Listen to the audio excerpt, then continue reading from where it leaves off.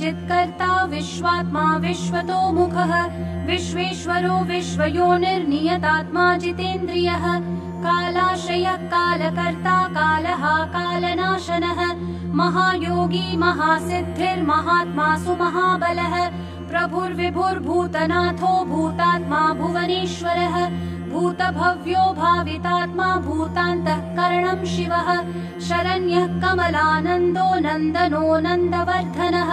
वरेण्यो वरदो योगी सुसंयुक्तः प्रकाशकः प्राप्तयानः परप्राणः पूतात्मा प्रयतः प्रियः नयः सहस्रपात् साधुर्दिव्यकुण्डलमण्डितः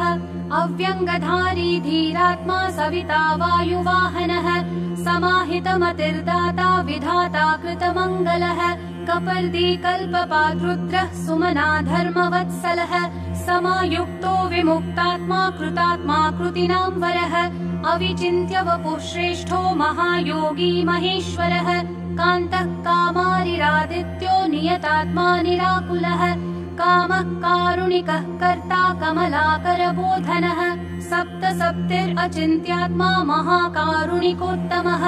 सञ्जीवनो जीवनाथो जयो जीवो जगत्पतिः अयुक्तो विश्वनिलयः संविभागी वृषध्वजः वृषाकपि कल्पकर्ता कल्पान्तःकरणो रविः एकचक्ररथो मौनी सुरथो रथिनां वरः सक्रोधनो रश्मिमाली तेजो राशिर्विभावसुः दिव्यकृद्दिनकृद्देवो देवदेवो दिवस्पतिः दीननाथो हरो होता दिव्यबाहुर्दिवाकरः यज्ञो यज्ञपतिः पूषा स्वर्णरेताः परावरः परापरद्यस्तरणीरंशुमाली मनोहरः प्राज्ञः प्राज्ञपतिः सूर्यः सविता विष्णुरंशुमान् सदा गतिर्गन्धवहो विहितो विधिराशुगः पतङ्गः पतगस्थानुर्विहङ्गो विहगो वरः हर्यश्वो हरिताश्वश्च हरिदश्वो जगत्प्रियः त्र्यम्बकः सर्वदमनो भावितात्माभिषग्वरः आलोककृल्लोकनाथो लोकालोकनमस्कृतः कालः कल्पान्तको वह्निस्तपनः सम्प्रतापनः विरोचनो विरूपाक्षः सहस्राक्षः पुरन्दरः सहस्ररश्मिर्मिहिरो विविधाम्बरभूषणः खगप्रतर्दनो धन्यो हयगो वाग्विशारदः श्रीमान् शिशिरो वाग्मी श्रीपतिः श्रीनिकेतनः श्रीकण्ठः श्रीधरः श्रीमान् श्रीनिवासो वसुप्रदः कामचारी महामायो महोग्रो विदितामयः तीर्थक्रियावान् सुनयो विभक्तो भक्तवत्सलः कीर्तिः कीर्तिकरो नित्यः कुण्डली कवची रथी हिरण्यरेता सप्ताश्वः प्रयतात्मा परन्तपः बुद्धिमानमरः श्रेष्ठो रोचिष्णुः पाकशासनः समुद्रो धनदो धाता मान्धाता कश्मलापहः तमोघ्नोध्वान्तः वह्निर्होतान्तः करुणो गुहः पशुमान् प्रयतानन्दो भूतेशः श्रीमतां वरः नित्योदितो नित्यरथः सुरेशः सुरपूजितः अजितो विजितो जेता जङ्गमस्थावरात्मकः जीवानन्दो नित्यगामी विजेता विजयप्रदः पर्जन्योऽग्निस्थितिस्थेयस्थविरोधनिरञ्जनः प्रद्योतनो रथारूढः सर्वलोकप्रकाशकः ध्रुवो मेषी महावीर्यो हंसः संसारतारकः सृष्टिकर्ता क्रिया हेतुर्मार्तण्डो मरुतां पतिः मरुत्वान्दहनस्त्वष्टा भगो भर्गोर्यमा कपिः वरुणेषु जगन्नाथः कृतकृत्यः सुलोचनः विवस्वान् भानुमान् कार्यकारणस्तेजसां निधिः असङ्गगामी तिग्मांशुर्घर्मांशुर्दीप्तिदीधितिः सहस्रदीधितिर्ब्रध्नः सहस्रांशुर्दिवाकरः गभस्तिमान् दीधितिमान् स्रग्वी मणिकुलद्युतिः भास्करः सुरकार्यज्ञः सर्वज्ञस्तीक्ष्णदीधितिः सुरज्येष्ठः सुरपतिर्बहुज्ञो वचसां पतिः तेजो निधिर्बृहत्तेजा बृहत्कीर्तिर्बृहस्पतिः अहिमानूर्जितो धीमानामुक्तः कीर्तिवर्धनः महावैद्यो गणपतिर्धनेशो गणनायकः तीव्रप्रतापनस्तापी तापनो विश्वतापनः कार्तस्वरो हृषीकेशः पद्मानन्दोऽतिनन्दितः पद्मनाभो मृताहारस्थितिमान् केतुमान्नभः अनाद्यन्तोच्युतो विश्वो विश्वामित्रो घृनिर्विराट् आमुक्तकवचो वाग्मी कञ्चुकी विश्वभावनः अनिमित्तगतिश्रेष्ठः शरण्यः सर्वतोमुखः विगाही वेणुरसः समायुक्तः समाक्रतुः धर्मकेतुर्धर्मरतिः संहर्ता संयमो यमः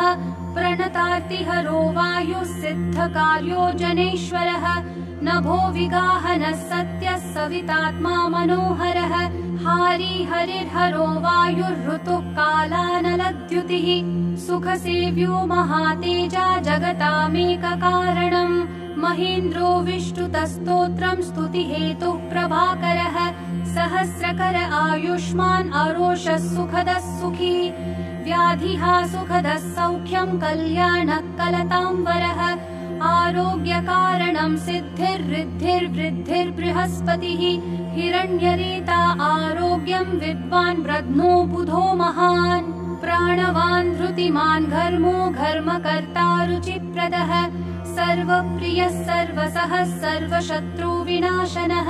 प्रांशुर्विद्योतनो द्योतः सहस्रकिरणः कृतिः केयूरीभूषणोद्भासी भासितो भासनो नलः शरण्यार्तिहरो होता खद्योतः खगसत्तमः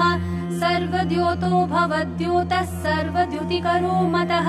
कल्याणः कल्याणकरः कल्यः कल्यकरः कविः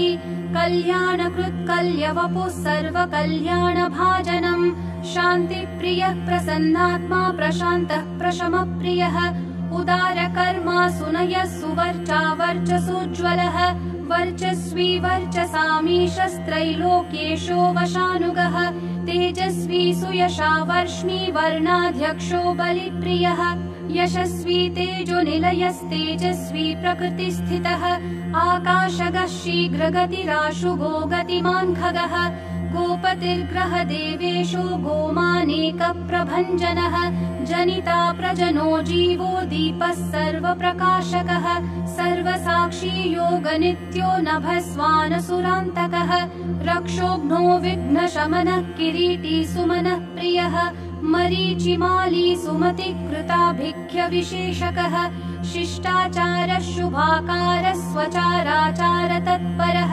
मन्दारो माठरो वेणुक्षुधा पक्ष्मापतिर्गुरुः सुविशिष्टो विशिष्टात्मा विधेयो ज्ञानशोभनः महाश्वेतः प्रियो ज्ञेयः सामगो मोक्षदायकः सर्ववेदप्रगीतात्मा सर्ववेदलयो महान् वेदमूर्तिश्चतुर्वेदो वेदभृद्वेदपारगः क्रियावानसितो जिष्णुर्वरीयांशुर्वरप्रदः व्रतचारी व्रतधरो लोकबन्धुरलङ्कृतः अलङ्काराक्षरो वेद्यो विद्यावान् विदिताशयः आकारो भूषणो भूष्यो भूष्णुर्भुवनपूजितः चक्रपाणिर्ध्वजधरः सुरेशो लोकवत्सलः वाग्मीपतिर्महाबाहुः प्रकृतिर्विकृतिर्गुणः अन्धकारापः श्रेष्ठो युगावर्तो युगादिकृत् अप्रमेयः सदा योगी निरहङ्कार ईश्वरः शुभप्रदः शुभः शास्ता शुभकर्मा शुभप्रदः सत्यवान् श्रुतिमानुच्चैर्नकारो वृद्धिदो नलः बलभृद्बलदो बन्धुर्मतिमान् बलिनाम्बरः अनङ्गो नागराजेन्द्रः पद्मयोनिर्गणेश्वरः संवत्सरः ऋतुर्नेता कालचक्रप्रवर्तकः पद्मेक्षणः पद्मयोनिः प्रभावानमरः प्रभुः सुमूर्तिः सुमतिः सोमो गोविन्दो जगदादिजः पीतवासा कृष्णवासा दिग्वासास्त्विन्द्रियातिगः अतीन्द्रियोऽनेकरूपः स्कन्दः परपुरञ्जयः शक्तिमान् जलधृग्भास्वान् मोक्षहेतुरयोनिजः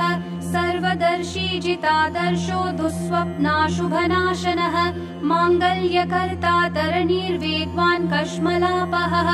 स्पष्टाक्षरो महामन्त्रो विशाखो यजनप्रियः विश्वकर्मा महाशक्तिर्द्युतिरीशो विहङ्गमः विचक्षणो दक्ष इन्द्र प्रत्यूष प्रियदर्शनः अखिन्नो वेदनिलयो वेदविद्विदिताशयः प्रभाकरोजितरिपुः सुजनोरुणसारथिः कुनाशी सुरतस्कन्दो महितोऽभिमतो गुरुः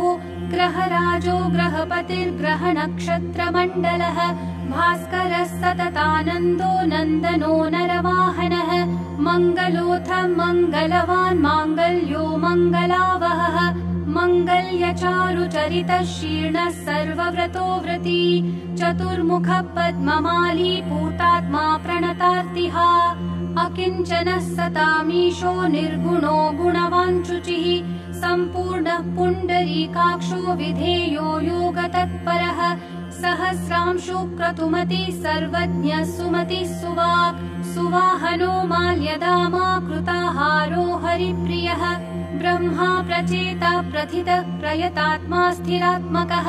शतबिन्दुः शतमुखो गरीयाननलप्रभः धीरो महत्तरो विप्रः पुराणः पुरुषोत्तमः विद्याराजाधिराजो हि विद्यावान् भूतिदस्थितः अनिर्देश्य वपुः श्रीमान् विपाप्मा बहुमङ्गलः स्वस्थितः सुरथः स्वर्णो मोक्षदो बलिकेतनः निर्द्वन्द्वो द्वन्द्वः सर्गः सवर्गः सम्प्रकाशकः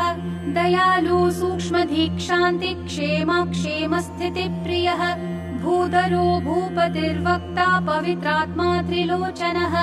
महावराह प्रियकृद्दाता भोक्ता भयप्रदः चक्रवर्ती धृतिकरः सम्पूर्णोत्थमहेश्वरः चतुर्वेदधरो चिन्त्यो विनिन्द्यो विविधाशनः विचित्ररथ एकाकी सप्तसप्तिः परात्परः सर्वोदधिस्थितिकरः स्थितिस्थेयस्थितिप्रियः निष्कलः पुष्कलो विभुर्वसुमान् वासवप्रियः पशुमान् वासवः स्वामी वसुधामा वसुप्रदः बलवान् ज्ञानवांस्तत्त्वम् ओङ्कारस्त्रिषु संस्थितः सङ्कल्पयो निर्दिनकृद् भगवान् कारणापहः नीलकण्ठो धनाध्यक्षश्चतुर्वेदप्रियं वदः वषट्कारोद्गातहोता स्वाहाकारो हुताहुतिः जनार्दनो जनानन्दो नरो नारायणोऽम्बुदः सन्देहनाशनो वायुर्धन्वी सुरनमस्कृतः विग्रही विमलो विन्दुर्विशोको विमलद्युतिः द्युतिमान् द्योतनो विद्युद्विद्यावान् विदितो बली घर्मदो हिमदो हासः कृष्णवर्त्मा सुताजितः सावित्री भावितो राजा विश्वामित्रो घृणिर्विराट् सप्तार्चिः सप्ततुरगः सप्तलोकनमस्कृतः सम्पूर्णोत्थ जगन्नाथः सुमना शोभनप्रियः सर्वात्मा सर्वकृत्सृष्टिः सप्तिमान् सप्तमी प्रियः सुमेधा मेधिको मेध्यो मेधावी मधुसूदनः अङ्गिरः पतिः कालज्ञो धूमकेतुः सुकेतनः सुखी सुखप्रदः सौख्यं कामी कान्तिप्रियो मुनिः सन्तापनः सन्तपनः आतपस्तपसाम्पतिः उमापतिः सहस्रांशु प्रियकारी प्रियङ्करः प्रीतिर्विमन्युरम्भोऽथ खञ्जनो जगताम्पतिः जगत्पिता प्रीतमनः सर्वखर्वो गुहोचलः सर्वगो जगदानन्दो जगन्नेता सुरारिहा श्रेयस्करो ज्यायान् महानुत्तम उद्भवः उत्तमो मेरुमेयोत्थद्धरणो धरणीधरः धराध्यक्षो धर्मराजो धर्मप्रवर्तकः रथाध्यक्षो रथगतिस्तरुणस्तनितो नलः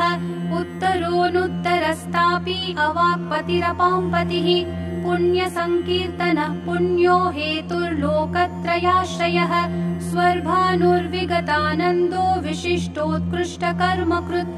व्याधिप्रणाशनक्षेमः शूरः सर्वजिताम्बरः एकरथो रथाधीशः पिता शनैश्चरस्य हि वैवस्वत गुरुर्मृत्युर्धर्मनित्यो महाव्रतः प्रलम्बहारा सञ्चारी प्रद्योतो द्योतितानलः सन्तापहृत्परो मन्त्रो मन्त्रमूर्तिर्महाबलः श्रेष्ठात्मा सुप्रियः शम्भुर्मरुतामीश्वरेश्वरः संसारगतिविच्चेत्ता संसारार्णवतारकः सप्तजिह्वः सहस्रार्ची रत्नगर्भोपराजितः धर्मकेतुरमेयात्मा धर्माधर्मवरप्रदः लोकसाक्षी लोकगुरुर्लोकेशश्चण्डवाहनः धर्मयूपो यूपवृक्षो धनुष्पाणिर्धनुर्धरः पिनाकदृन्महोत्साहो महामायो महाशनः वीरः शक्तिमतां श्रेष्ठः सर्वशस्त्रभृतां वरः ज्ञानगम्यो दुराराध्यो लोहिताङ्गो विवर्धनः खगोन्धो धर्मदो नित्यो धर्मकृच्चित्रविक्रमः भगवानात्मवान् मन्त्रस्त्यक्षरो नीललोहितः एकोनेकस्त्रयीकालः सविता समितिञ्जयः शार्ङ्गधन्वानलो भीमः सर्वप्रहरणायुधः सुकर्मा परमेष्ठी च नाकपाली दिवि स्थितः वदान्यो वासुकिर्वैद्य आत्रेयोऽथ पराक्रमः द्वापरः परमोदारः परमो ब्रह्मचर्यवान् उदीच्य वेषो मुकुटी पद्महस्तो हिमांशुभृत् सितः प्रसन्नवदनः पद्मोदरनिभाननः सायं दिवा दिव्यवपुरनिर्देश्यो महालयः महारथो महानीशः शेषः सत्वरजस्तमः धृतातपत्रप्रतिमो विमर्शी निर्णयस्थितः अहिंसकः शुद्धमतिरद्वितीयो विवर्धनः सर्वदो धनदो मोक्षो विहारी बहुदायकः चारुरात्रिहरो नाथो भगवान् सर्वगोव्ययः मनोहर वपुः शुभ्रः शोभनः सुप्रभावनः सुप्रभावः सुप्रतापः सुनेत्रो दिग्विदिक्पतिः राज्ञी प्रियः शब्दकरो ग्रहेशस्तिमिरापहः संहीकेयरिपुर्देवो वरदो वरनायकः चतुर्भुजो महायोगी योगीश्वरपतिस्तथा अनादिरूपोदितिजो रत्नकान्तिः प्रभामयः जगत्प्रदीपो विस्तीर्णो महाविस्तीर्णमण्डलः एकचक्ररथः स्वर्णशरीरधृक् नीरालम्बो गगनगो धर्मकर्म प्रभावकृत् धर्मात्मा कर्मणां साक्षी प्रत्यक्षः परमेश्वरः मेरुसेवी सुमेधावी मेरुरक्षाकरो महान् आधारभूतो रतिमांस्तथा च धनधान्यकृत् पापसन्तापहर्ता च मनोवाञ्छितदायकः रोगहर्ता राज्यदायी रमणीय गुणो नृणी कालत्रयानन्तरूपो मुनिवृन्दनमस्कृतः सन्ध्यारागकरः सिद्धः सन्ध्यावन्दनवन्दितः साम्राज्यदाननिरतः समाराधनतोषवान् भक्तदुःखक्षयकरो भवसागरतारकः भयापहर्ता भगवान् अप्रमेय पराक्रमः मनुस्वामी मनुपतिर्मान्यो मन्वन्तराधिपः